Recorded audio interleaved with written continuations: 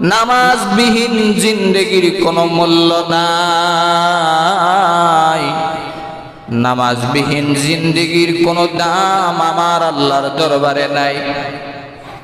যেই জিন্দেগির ভিতরে নামাজ নাই তার মূল্য আরশের মালিকের কাছে নাই। এই জন্য আমার প্রাণের ভাইয়েরা, জীবনটাকে যদি সাজাইতে চাও, বন্দেগি দিয়া সাজাও, ইবাদত দিয়ে সাজাও, তাহলে আল্লাহর দরবারে ইবাদত নিয়ে যাইতে পারবা, ঠিকানা হবে জান্নাত। নামাজ পড়ার মাধ্যমে, ইবাদত করার মাধ্যমে আপনার ঠিকানা হয়ে যাবে জান্নাত। আর যদি আপনি নামাজই না আদায় করেন, আপনি মুসলমান বলে কখনো দাবি করতে পারবেন না।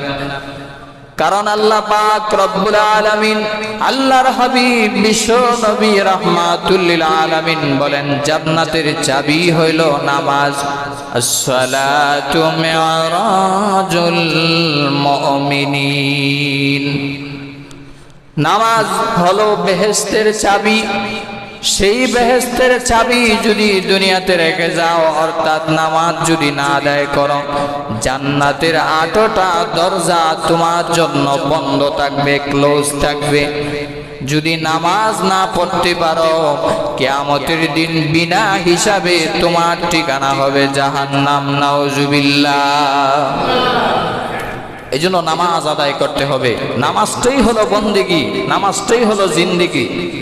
আজকাল মুসলমান দাবি করার পরেও যদি নামাজ না আদায় করে, বুঝতে হবে সে নামে মুসলমান, প্রকৃতপক্ষে সে মুসলমান হওয়ার মতো যোগ্যতাই তার ভিতরে নাই। এই জন্য আল্লাহর হাবিব বিশ্ব নবী রাহমাতুল লিল আলামিন বলেন, মুমিন এবং কাফিরের মধ্যে পার্থক্য হলো নামাজ। وعن جابر رضي الله تعالى عنه قال قال رسول الله صلى الله عليه وسلم بين العبد وبين الكفر الصلاة।